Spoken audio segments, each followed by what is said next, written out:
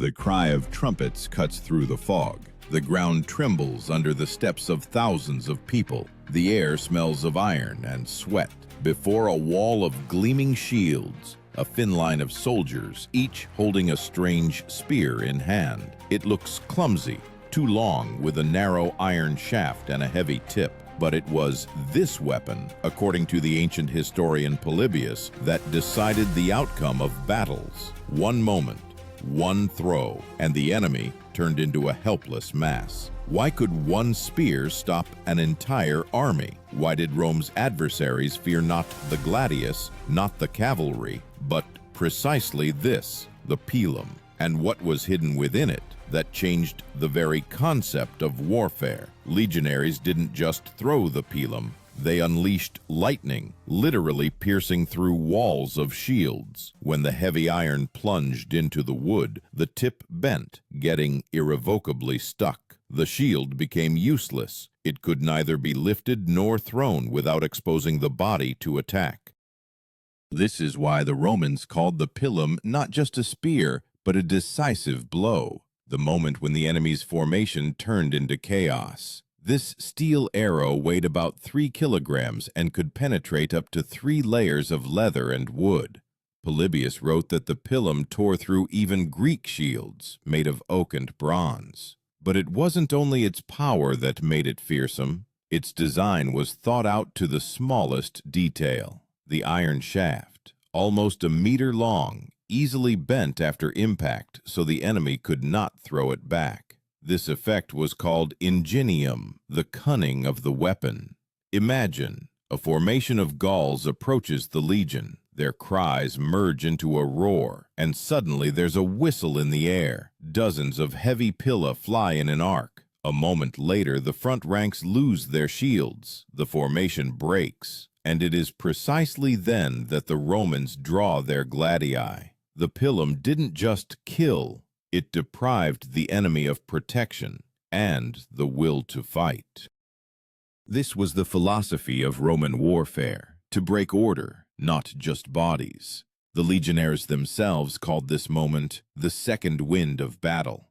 After throwing the PILUM, they felt a surge of confidence. They knew that the enemy was now blinded and defenseless. Archaeologists found hundreds of bent iron shafts at battle sites, like lightning bolts frozen in the earth. Each of them, a trace of the moment when discipline and calculation transformed chaos into victory. But the PILUM was not always like this. Its origin was not from the workshops of Rome, but from the depths of Italic tribes. At one time, this weapon looked different, and its journey from a simple spear to a strategic instrument of war became a reflection of how Rome itself learned to conquer.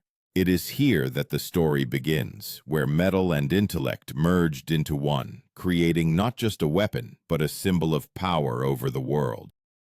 Long before the triumphs of Caesar and the brilliant legions of Augustus, when Rome was still only an alliance of warlike tribes, the weapon of a Roman resembled the simple spear of neighboring peoples. Then it was called a hasta, a light, straight polearm with which they stabbed rather than threw. But everything changed when the Romans encountered the Etruscans and Samnites, peoples who mastered the art of projectile combat. They understood war was not only the strength of the hand, but also the engineering of thought. It was from this clash that the PILUM was born, a spear created not for beauty, but for destroying order in the enemy's ranks. Initially, the PILUM consisted of a wooden shaft about 2 meters long and a thin iron rod which occupied almost a third of that length. The tip was narrow with a rhomboid point, but the main secret was not the blade, but the soft iron. After impact, the rod bent like pliable wood in the wind. This flaw was a brilliant calculation. The enemy, having pulled out the spear, could not use it again. It lost its shape, turning into a useless piece of iron. This was the logic of Roman warfare, not to give the enemy the opportunity to respond with the same weapon. Such a combination of hardness and flexibility was called ferrum male, soft metal. Modern archaeologists found pila where the rod was deliberately made from 2 types of iron, hard at the base and soft near the tip. This was the work not of artisans, but of engineers in military uniform. Every detail had its meaning: length, angle, even the weight balance between steel and wood. A Roman centurion ensured that the spears were identical, otherwise the formation of the throw would be disrupted. For the legionaries, this was not just discipline, it was the mathematics of death. The throw of the pilum itself required precision. It could not be thrown like a simple spear. Too heavy a shaft, too delicate a balance. Legionaries trained for years so that the pilum would fly in an ideal arc and plunge in at the right angle. This skill was called ars iascendi, the art of throwing. Every soldier had to throw the spear synchronously, at the centurion's command. When the entire cohort unleashed pila simultaneously, an iron rain seemed to be born over the battlefield. Polybius wrote that this moment was decisive. The enemy lost balance even before swords clashed. Archaeological excavations near Telamon and Numantia show hundreds of pila stuck in bones and shields. The metal is bent, the tips flattened, silent witnesses to engineering precision and ruthless calculation. One throw, and the formation of Gauls shattered, as if a lightning strike had pierced their line. Not because the pilum pierced bodies, but because it broke the very structure of combat. The Romans knew battles are won not by muscles, but by formation, and the pilum was the tool that turned any enemy order into chaos. It is believed that it was during the Samnite Wars, around the 4th century BC, that the pilum first became the main weapon of heavy infantry. At that time, soldiers with rectangular shields and massive spears appeared, the principes. These warriors stood in the second line of the legion and threw pila before engaging in hand-to-hand combat. Their strike prepared the way for the advanced hastati, and behind them moved the veterans, the triarii. Thus, the Roman formation transformed into a living mechanism where each phase of battle had its own weapon, its own function, and its own moment. Tacitus wrote that a legionary had to be part of a machine, not an individual warrior. The pilum embodied this philosophy. It did not require the strength of Hercules, but demanded absolute obedience. One throw, one command, one result. Rome's tactical genius lay not in inventing the spear itself, but in transforming it into an element of a system. Gradually, the pilum became not just a weapon, but a symbol of Roman discipline itself. Its form hardly changed for centuries. Only the tip was made heavier, the balance improved, and lead inserts were added to increase its penetrating power. By the late Republic, the pilum already weighed about 4 kilograms and could penetrate not only a shield, but also a cuirass. Caesar wrote that it was the throwing of pila that determined the success of the legions against the Gauls, as the enemy lost formation even before the clash. But there was one secret rarely spoken of. The pilum, like Rome itself, was born not of victories, but of defeats. Its form and functions are the result of mistakes that cost the Romans entire armies. To understand why this weapon became ideal, one must return to the moment when the legions first encountered an enemy against whom a normal spear proved useless. It was this defeat that forced Rome to recreate its weaponry and, along with it, its military thinking. The 3rd century BC, southern Italy is engulfed in war. A man whom the ancients called the Eagle of Epirus, Pyrrhus, invaded the peninsula.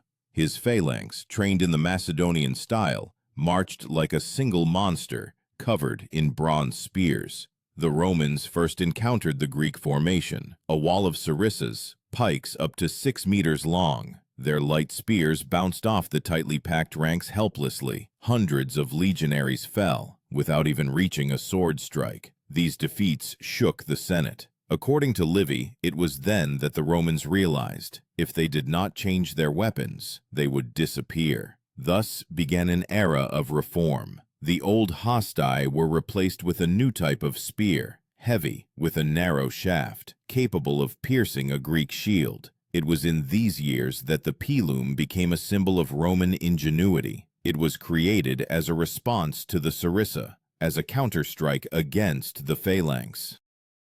But its strength lay not only in its armor-piercing capability. The main thing was that it broke the enemy's formation, one throw, and the long phalanx, where everything relies on the mutual support of spears, disintegrated. A shield pierced by a pilum pulled the arm down, unbalanced the soldier, exposing neighbors. This was the first time that engineering surpassed tradition. Polybius wrote that the Romans conquered not with bodies but with minds. They understood that they did not need to imitate Alexander. They needed to break the very idea of his army. The pilum became the key that allowed a small city on the Tiber to defeat the Hellenistic kings. A peculiarity of the pilum during the Pyrrhic Wars was its length, up to 2 meters and 20 centimeters. The tip, made of soft iron, was secured with a bronze nail. After impact, it bent and sometimes broke, leaving the enemy with a useless shield. There was a hidden economy in this. The pilum could not be reused, but its production was cheap and fast. A legion could replenish supplies right on the march. This corresponded to the Roman idea of logistica, the art of keeping an army in motion. As Rome conquered, the pilum evolved. During the Punic Wars, when the legions clashed with Hannibal, the spear's design changed again. Carthaginian cavalry and light infantry acted swiftly, so the pilum had to become even deadlier. That's when a lead weight appeared at the base of the shaft. It made the throw heavier, increasing its penetrating power. Such a pilum weighed up to 4.5 kilograms. It was thrown from a distance of about 20 meters, and the impact was so powerful that the tip could penetrate not only a shield, but also 2 bodies in a row. Modern experiments by archaeologists from Oxford showed that when thrown at a 30-degree angle, a pilum is capable of penetrating a 5-centimeter thick pine board and remaining bent within it. This physics of destruction, thought out, not accidental. Even the shape of the tip worked like a wedge, tearing through wood fibers. Thus, the weapon became an extension of thought, not just of the hand. Legionaries armed with pila operated according to a clear scheme. Before the attack, the centurion gave a signal, the metallic roar of the tuba. The front line took 2 steps forward, lowered their spears at a slight angle, and threw them simultaneously. After the throw, the soldiers immediately drew their gladii and advanced, without stopping. Everything was calculated to the instant. This was not the chaos of battle, but a ritual of precision. Each throw opened the way for the next. The field after the throwing of Pila looked like a scene of destruction. Shields pinned to bodies, bent shafts dripping blood, and the heavy smell of iron in the air. Even surviving enemies often threw down their weapons, not out of fear, but because they could no longer hold them in their hands. It was this effect, demoralization through technique, that became the hallmark of Roman wars. The pilum transformed battle from a duel into a system.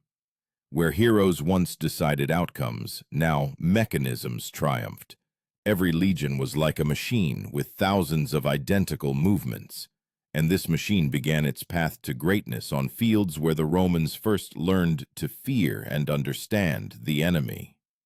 But after victories over the Hellenistic world, Rome faced a new adversary, the barbarian.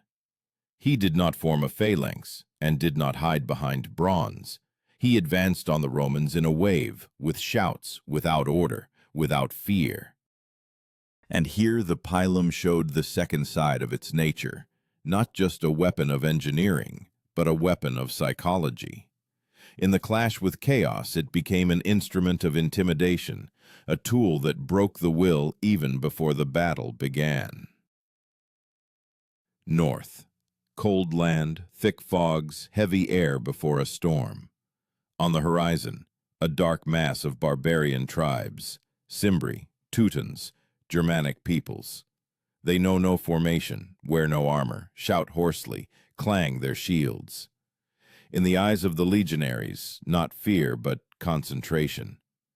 Before them is not a phalanx and not cavalry, but an avalanche. And everything is decided at the moment when the centurion raises his hand, and a short hoarse command rings out. In the air is born what the enemies called iron rain.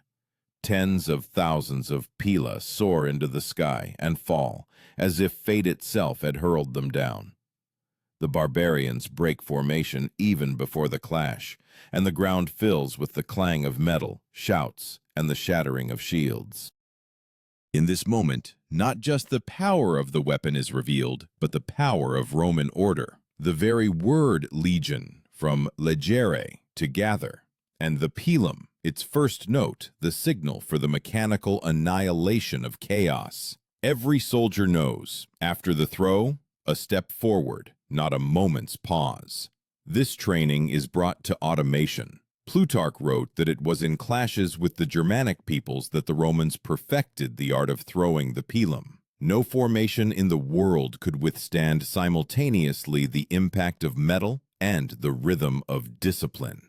The main protagonist of this transformation was the man who changed the fate of the Roman army, Gaius Marius. His reforms at the end of the 2nd century BC made the legion a universal combat machine. He abolished the property qualification, allowing the poorest citizens to serve, thereby increasing the army many times over. But along with that, he also changed the weaponry. Now each soldier had 2 pila, a light one and a heavy one. The heavy one was thrown first to penetrate the shield, the light one afterward to finish off and disrupt the formation. Both were equipped with a special tip attachment mechanism. A wooden peg replaced the iron one so that the tip would break upon impact, depriving the enemy of the ability to return the weapon. This solution, simple and ingenious, became the quintessence of Marius's reform, to break the enemy not only physically but also intellectually. Archaeologists found pila from Marius's time in Gaul and Spain. Some had weighted shafts with soldered lead cores for additional kinetic force. The weight reached 5 kilograms. At a distance of 30 paces, such a spear could penetrate not only an oak shield, but also the person standing behind it. Experiments by modern reenactors confirm the impact of a PILUM created energy of up to 35,000 joules, almost like a musket shot. And all this without gunpowder, without mechanisms, solely due to the strength of the human hand and precise calculation of the center of gravity. Combat tactics also changed. Now the PILUM became not preparation for a clash, but the first strike in a whole symphony of death. When the first ranks of barbarians fell, the legion did not rush forward. It walked, slowly, coherently, like a wave of stone. Each PILUM throw was not just an action, but part of a ritual. Legionaries called this moment ictus, the blow. The centurion gave the signal, and the spears flew. The earth trembled, the air filled with whistling. The Roman machine worked without emotion, coldly, precisely, without heroism, without shouting. Contemporaries said that after Marius, even the sound of the PILUM became a symbol of fear. Barbarians began to lose their composure upon hearing the whistling of the iron tips. They knew. After this whistle would come silence, and in it, death would begin. The Romans used this psychological effect as a weapon. The PILUM became not only a physical but also a moral destroyer. Over time, this weapon became part of Roman identity. Veterans kept PILUM tips as talismans. In inscriptions on legionaries' tombstones, archaeologists find phrases like iaculator fortis, strong thrower. For a Roman, the PILUM was what a rifle is for a modern soldier, an extension of personality, a symbol of professional honor. But along with greatness, Marius's reforms also brought a new problem. A legionary armed with a PILUM became indispensable, and thus dangerous to the Republic itself. The army, which once belonged to the Senate, was now loyal to its generals, and the PILUM was not only an instrument of victories, but also the beginning of the breakdown of the old order. For those who threw it at enemies would soon throw it against their own. When the banner inscribed SPQR first rose over the fields of Gaul, the pilum was no longer just a weapon. It became a metaphor for the empire, heavy, flexible, relentless. And the further the legions marched, the more the pilum transformed into a symbol of Rome's very idea: order against chaos, system against passion. But in this ideal machine, as in every weapon, a moment ripens when it turns against its creator.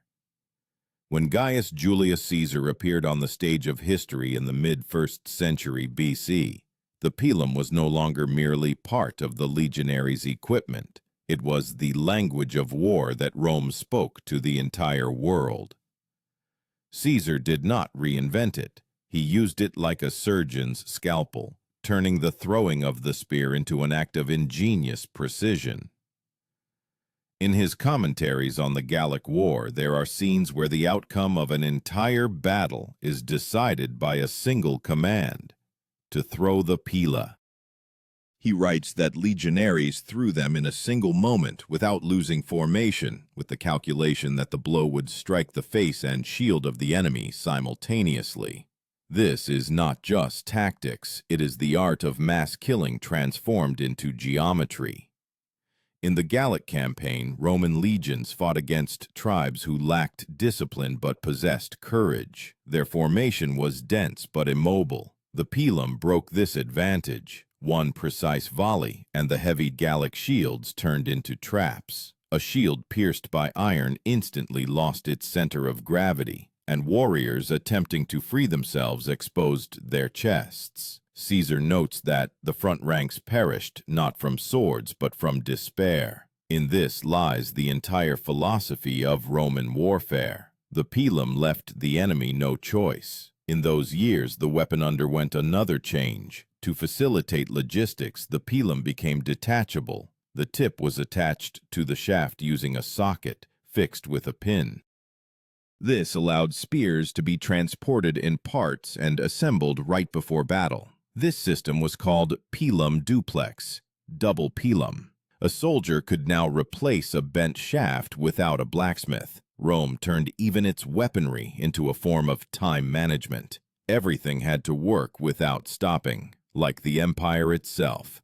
The weight of a standard pilum from Caesar's era was about 4 kilograms, and its length was slightly over 2 meters. The throwing distance was 25 paces, but experienced warriors could throw it from 30. The tip was finger-thick and ended in a point, designed to pierce not only a shield, but also chainmail armor. The metal at the base was denser to give the weapon the necessary moment of inertia. Archaeologists in Alesia found dozens of pila stuck in the fortification walls, traces of night assaults when legions under Caesar's command besieged Vercingetorix. The scene at Alesia was the pinnacle of war's engineering theater. When the Gauls attempted a breakthrough, Caesar ordered the legionaries to throw their pila not forward, but upward, so they would fall onto the enemy's heads at an angle. This decision saved the formation. The overhead strike broke shields, and the soft iron tips got stuck in the wood, rendering the defense useless. After this maneuver, Caesar first employed double throwing, ordering the rear ranks to unleash a second volley over the first. The entire valley turned into a metallic rain, and it was then that the Gallic army faltered. Polybius wrote that the Romans fight not for glory, but so that order may prevail. This phrase seems to have been written about the pilum. Each throw was an act of rationality against chaos. A legionary did not choose the target. He was part of a general system where every angle, every distance was calculated. Modern military historians call this principle controlled synchronization, an ancient form of networked combat. When thousands of pila fly simultaneously, the enemy does not see individual warriors. They see a wall of death. After the conquest of Gaul, the pilum became a symbol not only of the army, but also of power. Caesar personally rewarded legionaries who threw their spear first. For him, it was a sign of initiative, a moment when man and machine coincided.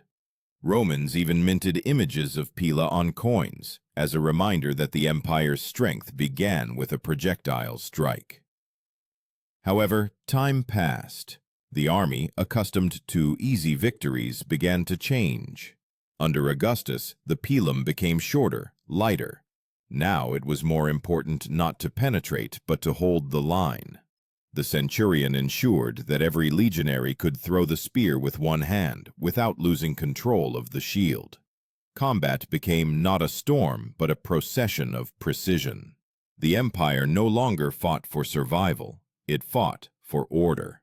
But the stronger this order became, the more cracks appeared within it. The metal, created to bend, became a symbol of the empire's flexibility and its vulnerability. The pilum, an instrument of destruction, now turned into a mirror of Rome. For everything that bends eventually breaks. And that day was already close when the shaft, thrown from a Roman's hand, would strike not a barbarian, but another Roman. The beginning of the empire's end was quiet, almost imperceptible, like a crack in bronze that only a blacksmith sees. In late antiquity, as Rome weakened from internal wars and the decay of discipline, the pilum gradually disappeared from the arsenal, not because it became worse, but because the world changed. Barbarians no longer marched in dense ranks. They attacked in waves, stealthily, suddenly. The empire needed close combat weapons, not projectile geometry.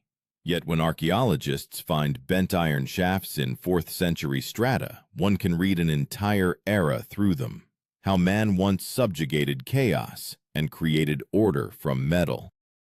Now the pilum became a symbol of past might, almost a ritual object. On Roman tombstones of that time, it was depicted not as a weapon, but as a sign of belonging to the past. Soldiers of the Eastern Roman army, already speaking Greek, still called the spear pilon, although they used completely different models. Thus, language preserved memory, while the steel itself was silent. Tacitus wrote that empires perish not from swords, but from the loss of the meaning of their weapons. This is precisely what happened. The pilum ceased to be part of the system for which it was created, but even in its disappearance it left a trace. The design of the Roman pilum became the prototype for medieval javelins and spears, and the principle of soft metal on the tip, a direct ancestor of engineering solutions, applied even in modern weaponry. The idea of destroying defenses not by force but by cunning became the foundation of military thought.